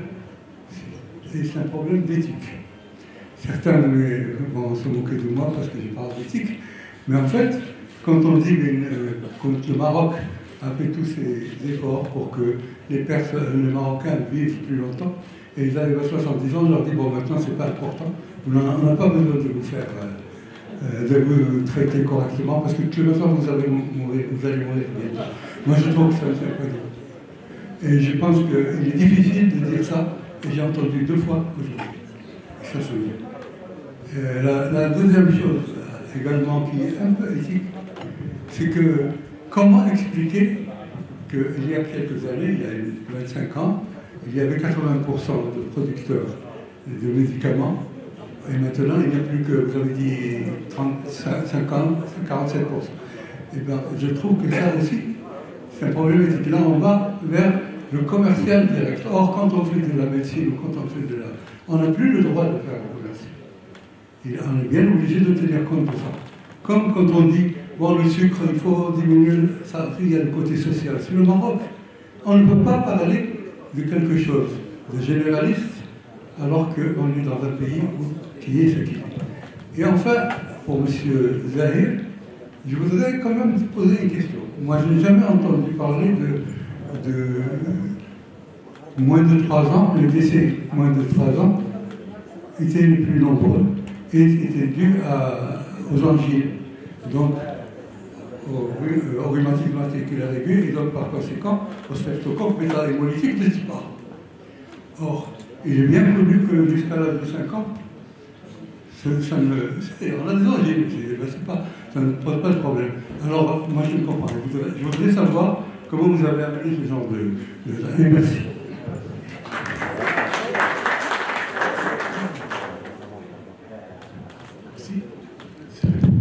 Moi, je vais essayer de réagir par rapport à quelques points qui ont été soulevés. Je commencerai par d'abord, Madame, tout à l'heure, vous avez soulevé la question d'absence de référentiel. Et là, je crois qu'il y a, vous pouvez imaginer tout ce que vous voulez comme référentiel qui existe aujourd'hui. Il y a le référentiel de médicaments, le GMR, le guide des médicaments remboursables, qui est aujourd'hui la référence sur le remboursement du médicament. Je peux me permettre sur la nécessité d'avoir des référentiels. Ah bah ils sont là. Les référentiels médicaux, ils sont là. Les protocoles thérapeutiques, ils sont là, ils sont sur les sites, ils sont utilisés par les organismes gestionnaires. Effectivement, il ne faut pas qu'ils soient au niveau de site, en fait. On arrive à les mettre à disposition en temps réel. Vous avez tout à fait raison, mais ils sont accessibles aux citoyens, accessibles pour les professionnels et les prestataires de soins. Ils sont utilisés aujourd'hui comme référence pour la base de remboursement. Je termine avec cette question. Deuxième réaction par rapport aux médicaments génériques. Le générique, je crois que ça m'a aujourd'hui, le générique existe.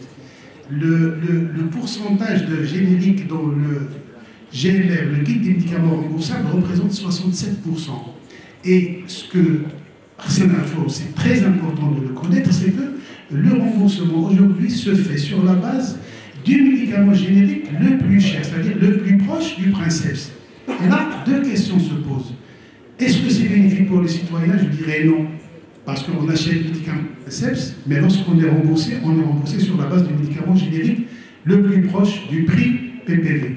Et là, c'est une question qu'il faut creuser, il faut aller chercher des pistes pour rapprocher et diminuer cette marge entre générique et médicament princeps.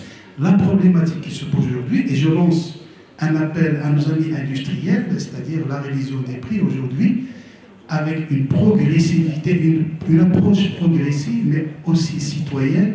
Là, on est vraiment très surpris par rapport au prix de certains médicaments. Je vais ouvrir une parenthèse parce que c'est très important de le mentionner. Des médicaments aujourd'hui qui sont vendus à 50 000 dirhams la dose, mais ils sont vendus en Inde et dans d'autres pays, le Bangladesh, à 800 dirhams.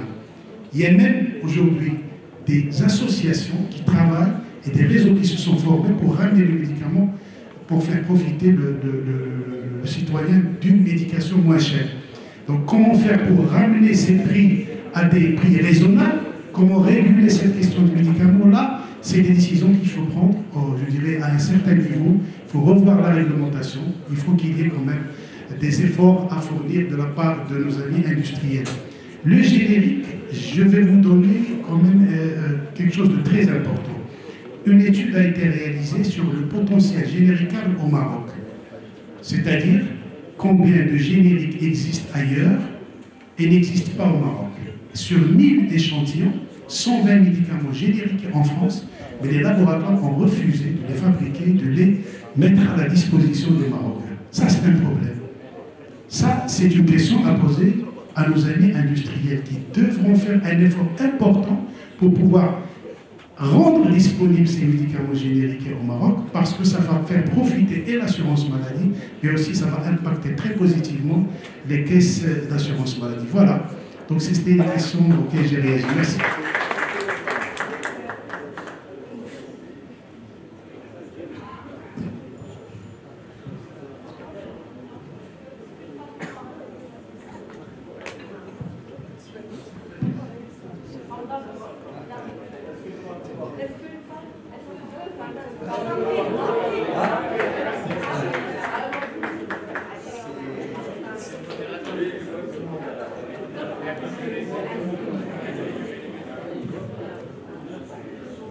Merci, vous êtes très élégant.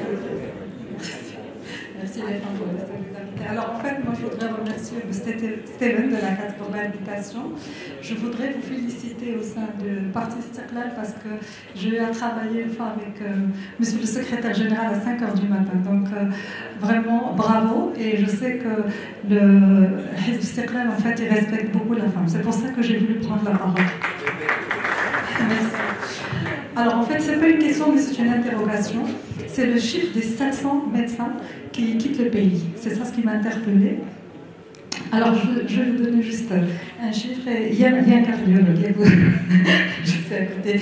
Donc 10% des entreprises qui ont leur vision et qui ont une stratégie arrivent à la mettre en œuvre.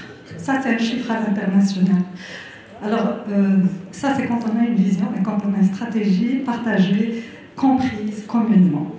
Donc pour ces étudiants médecins, je voudrais juste prendre la parole pour dire il n'y a pas que l'aspect financier. Parce que tout à l'heure, j'ai entendu beaucoup, voilà, il va y avoir des leviers financiers. Voilà.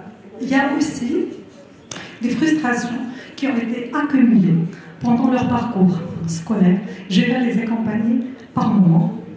Et je dirais par là, dans les formations, il faudrait aussi penser aux soft skills, penser au savoir-être, penser aussi à ce que les encadrants qui les encadrent dans les internats, quand ils passent des examens, qu'ils puissent les respecter en tant qu'être humain, en tant que potentiel du pays, parce que il y a d'autres pays qui les challenge, qui leur offrent des opportunités, qui les accompagnent. Et c'est normal que, surtout la génération, cette génération, c'est-à-dire pas la nôtre, voilà, ils vont aller vers ceux qui les respectent, ceux qui les reconnaissent en tant qu'être humain et ceux qui les accompagnent dans leur parcours professionnel.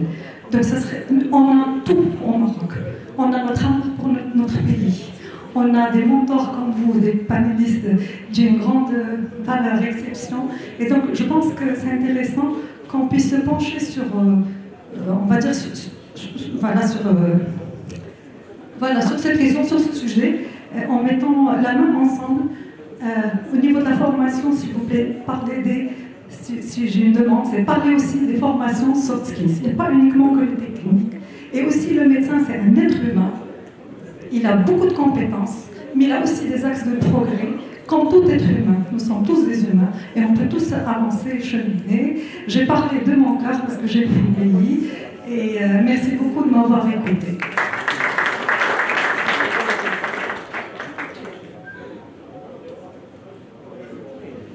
Je vais peut-être réagir juste à deux questions ou trois.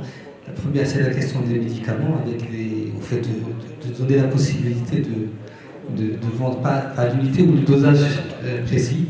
Vous prêchez un convaincu. C'est par rapport à ça, ça ne dépend pas de la CNSS. Mais globalement, sur le médicament, ce que je veux dire, c'est que, comme d'ailleurs pour la TNR, la question a été posée par ces deux, nous sommes favorables à une révision de la tarification nationale de référence. Mais ce n'est pas uniquement dans un sens. C'est-à-dire qu'il y a des choses qui vont augmenter, la consultation, la réanimation. Il n'y a pas de raison de rembourser la réanimation à 1500, sachant que le coût réel n'est pas inférieur à 2700 ou 1800 dirhams. Donc il faut ajuster ça. Mais il y a d'autres choses qui devraient... Il y a des cas aussi opératoires. Après, il y a des choses qui devraient aussi baisser.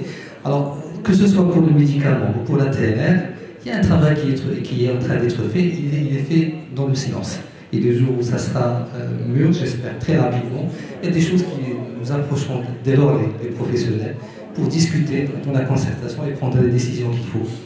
Alors, sur la question de l'éthique et par rapport à la question... Enfin, j'ai cité juste un exemple en disant, par exemple, quelqu'un qui est âgé, il ne s'agit pas, loin de moi l'idée de penser que des personnes qui sont âgées, on doit moins bien les soigner. L'exemple s'applique exactement à un jeune de 30 ou de 35 ans ou de 25 ans. C'est-à-dire, l'idée, c'est simplement que s'il y a un médicament innovant qui coûte 1 million de dirhams, un traitement, mais qui donne une espérance de vie supplémentaire de 6 mois ou de 12 mois, la question se pose par rapport à la sécurité sociale, est-ce qu'il faut le rembourser ou pas? C'est pour ça que je dis, c'est d'abord des questions éthiques et morales, ce n'est pas des questions techniques. Et d'ailleurs, c'est important que les gens qui prennent ces décisions, notamment au niveau de la AS, qu'autour de la table, il y ait des gens d'horizons différents pour qu'ils puissent prendre les bonnes décisions à ce sujet-là. Si vous permettez, je prendrai 1 minute ou 2 pour réagir à l'intervention que j'ai appréciée de Madame par rapport à la digitalisation. La santé est évidemment l'un des secteurs qui va être les plus impactés et qui est déjà impacté par la révolution digitale. Que ce soit dans le diagnostic avec l'intelligence artificielle, que ce soit dans le parcours des malades, dans la gestion des organismes d'assurance maladie. Alors, il y a un travail de fond qui est fait et je pense qu'on se parle aujourd'hui entre différents acteurs. D'ailleurs, l'un des sujets majeurs, c'est celui du dossier médical partagé. Et je suis heureux de dire que avant, il y avait 2 projets qui étaient en parallèle, celui de la feuille de soins électronique et celui de dossier patient partagé. Aujourd'hui, ces 2 projets vont de pair. Donc il y a un travail qui est fait avec le ministère de la Santé. L'appel d'offres, comme vous le savez, a été arrêté puis a été annulé par le ministre. Et aujourd'hui, le travail se fait ensemble, justement, pour qu'on puisse converger dans le même sens. Alors, j'ai aussi apprécié ce que vous avez dit sur la transformation digitale et non pas la digitalisation. D'ailleurs, nous avons à la CNSS une feuille de route de transformation digitale que nous avons adoptée, qui est sur 5 ans. Et on l'a appelée transformation digitale parce qu'il ne s'agit pas simplement de la digitalisation. Avec un budget conséquent, c'est à peu près 1,2 milliard d'euros, donc c'est assez important. Et qui définit à peu près 48 cas d'usage, des use cases, dont une partie concerne la digitalisation des services, effectivement. Et quand je dis digitalisation, c'est avec une révision des process de ces services-là. Mais une bonne partie concerne la data, concerne l'intelligence artificielle, ce qui nous permettrait de vraiment d'avancer très rapidement sur des questions à la fois de prévention, des questions de dépistage, des questions de lutte contre la fraude, des questions de monitoring, par exemple, du système des prestataires de soins.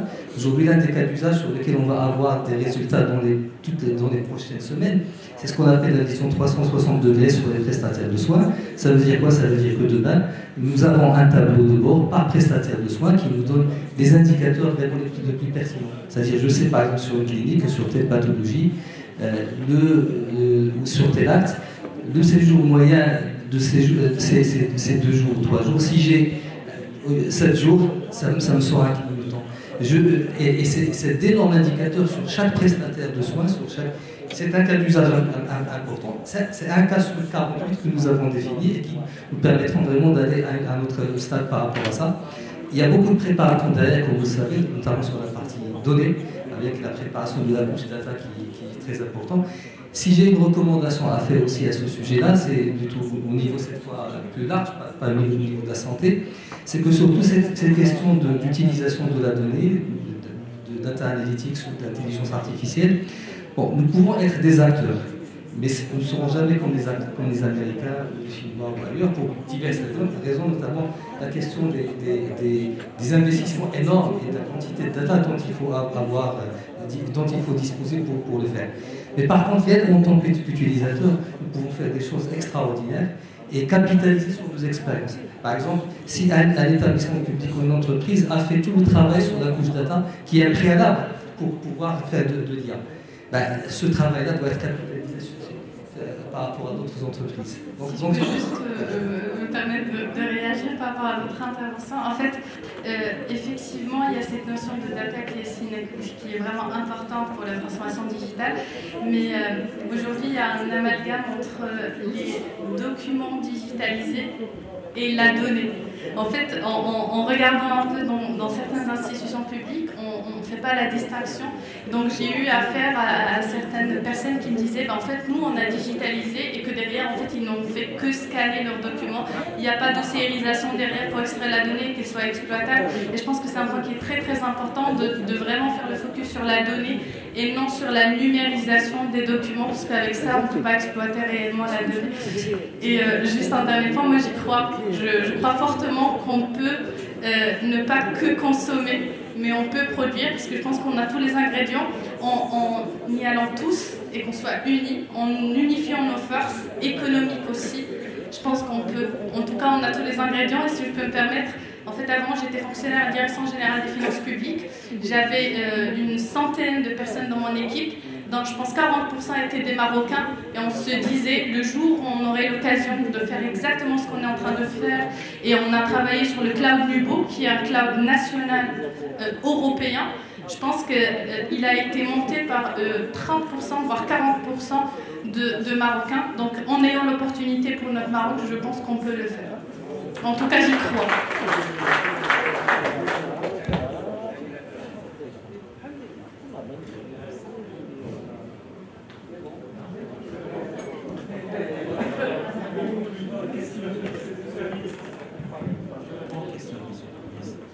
Alors, Monsieur le ministre, c'est mieux que moi que les infections respiratoires chez les enfants inférieurs à 3 ans, généralement, on ne sait pas est-ce que c'est viral ou bactérien. Moi, ce que je voulais dire, que, alors, pour éviter de donner l'antibiotique, il faut faire le test du streptom A. C'est les positifs, on donne, c'est les négatifs, on ne donne pas l'antibiotique. C'est ça. Voilà, c'est ça ce qui est.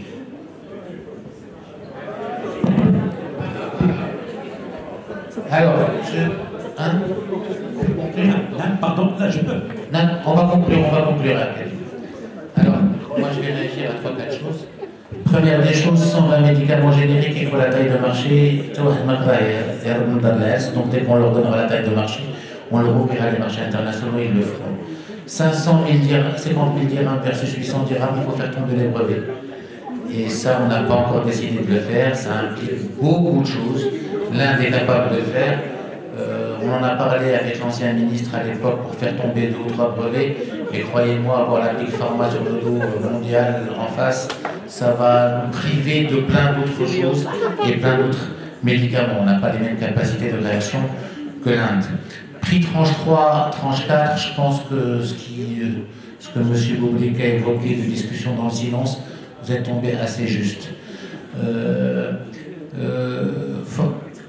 Formation, frustration, je parlerai plus de vocation aussi. C'est comme l'histoire de la maman qui soigne, qui s'occupe tout le temps, on s'occupe de ce gamin, on le fait grandir, on l'éduque, on le met dans les écoles, on prend soin de lui jusqu'à qu'il arrive à la fin, qu'il est diplômé. Et puis il y a la tata qui arrive, qui l'emmène à Disneyland, et puis c'est la tata qui gagne et la maman qui reste frustrée à la maison. Ben, on est un peu la maman qui est un peu frustrée en attendant son gamin qui rentre. Il faut peut-être arranger certaines choses, mais on a fait tout le boulot et c'est sympa que d'autres viennent le cueillir à la fin parce qu'ils leur font un bon sourire et ils leur offrent de belles perspectives. Donc il y a l'histoire de la vocation, il y a l'histoire de l'éthique, il y a l'histoire du sentiment national qui a été évoqué pendant longtemps. Franchement, la communauté marocaine, pour ramener un médecin jusqu'au moment où il est médecin, a fait des sacrifices et des efforts monstrueux pour qu'il y arrive. Et je pense qu'il y a un petit retour à faire quand même si on a toujours plein de choses à améliorer, nos enfants méritent le meilleur. Et dernière chose, système de régulation, les urgences, un service minimum d'urgence, c'est notre rêve. Et c'est, je pense, l'une des ruptures qu'on va réussir à faire à travers la Coupe du Monde, parce que ce sera une exigence et ça va nous permettre d'atteindre ce niveau de développement. Merci.